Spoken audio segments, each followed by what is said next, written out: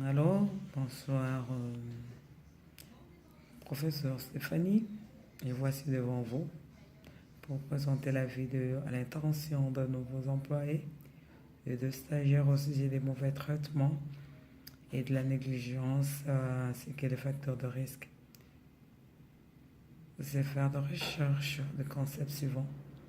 Le type de mauvais traitement dans la petite enfance, nous avons la violence physique, inflige de tenter à infliger des dommages corporels à l'enfant, les secouer, les frapper ou le brûler. Deuxièmement, l'abus sexuel. Faire participer un enfant à un acte de gratification sexuelle ou exposer un enfant à une activité sexuelle. Par exemple, une pénétration, des attouchements ou des voyeurismes. Troisièmement, c'est la violence psychologique. Des comportements qui font du tort à un enfant sur le plan psychologique et émotionnel ou spirituel. Par exemple, la rabaisser, le préférer de menace, de blesser son animal domestique ou de ne pas montrer l'affection à un enfant. Quatrièmement, c'est l'exposition à la violence familiale. Des situations dans lesquelles un enfant est concret de la violence entre ses parents ou ses fournisseurs de soins, par exemple, voir ou attendre la violence familiale ou ses effets. Pour ça, je vais parler de la négligence.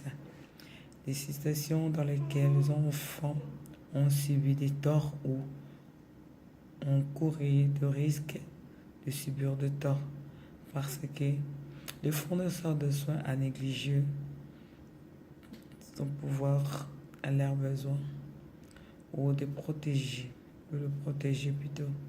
Par exemple, une nutrition inadéquate, de défaut de veiller à ce que l'enfant fréquente l'école. Il y a aussi des facteurs de risque. Pour les facteurs de risque qui augmentent la maltraitance chez l'enfant, nous avons comme 3 facteurs de risque. Les parents qui négligent la réponse aux besoins de leur enfant.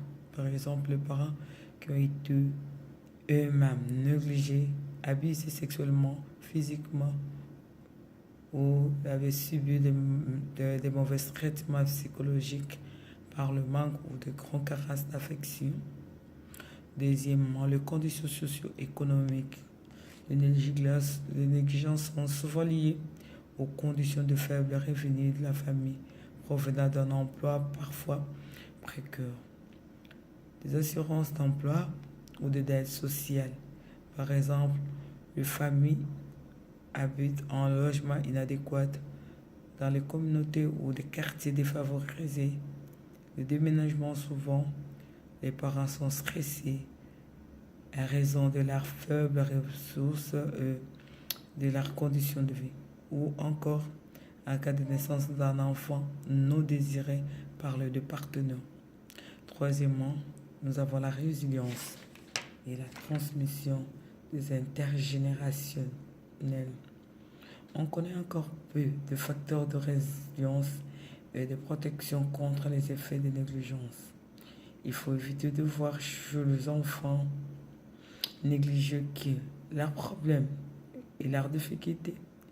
La résilience est cette capacité de l'enfant de résister et de rebondir lorsqu'il confronte à des événements ou à des situations défavorables. Cette résilience se réside chez l'enfant lui-même.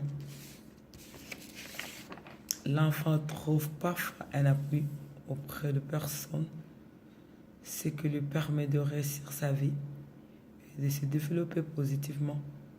Par exemple, un enfant qui a été retiré chez ses parents pour être élevé dans une famille d'accueil pour les problèmes de négligence ou de maltraitance dans le but d'aider cet enfant à réussir sa vie et d'avoir un développement positif.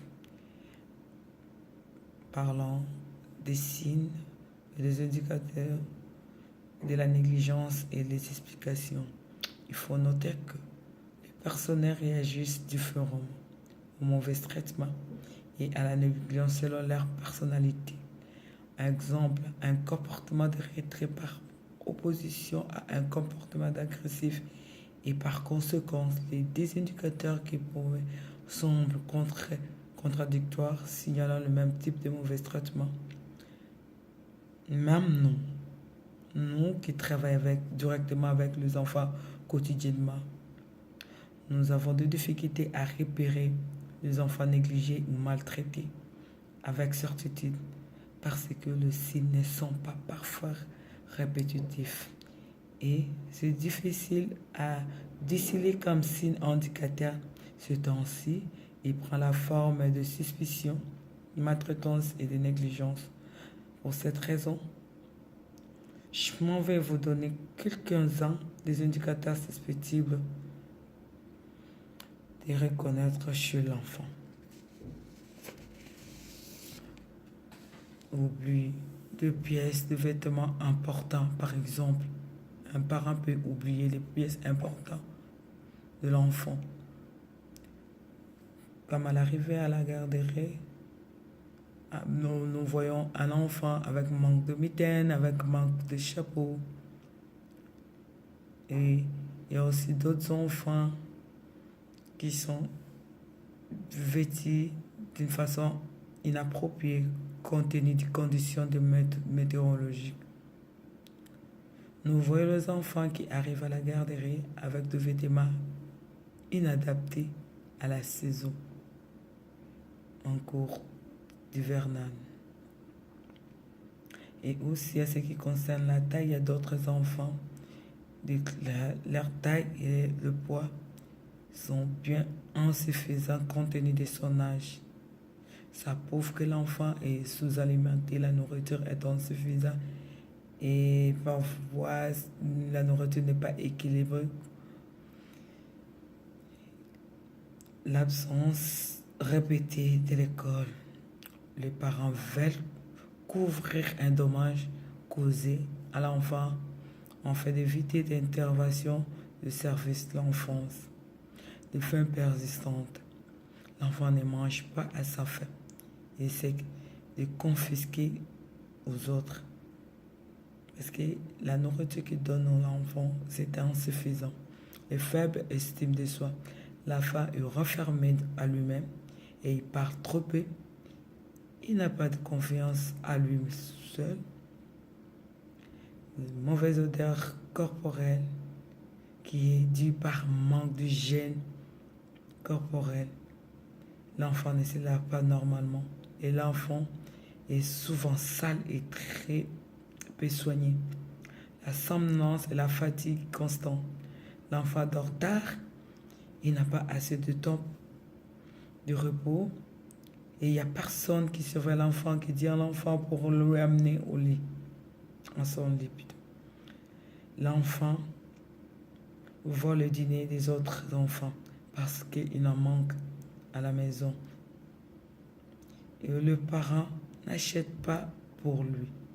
Il envie la nourriture des autres et tout cela amène à l'enfant de voler, de prendre la nourriture des autres enfants pendant le dîner. Ok, merci. Je vous remercie et à tantôt.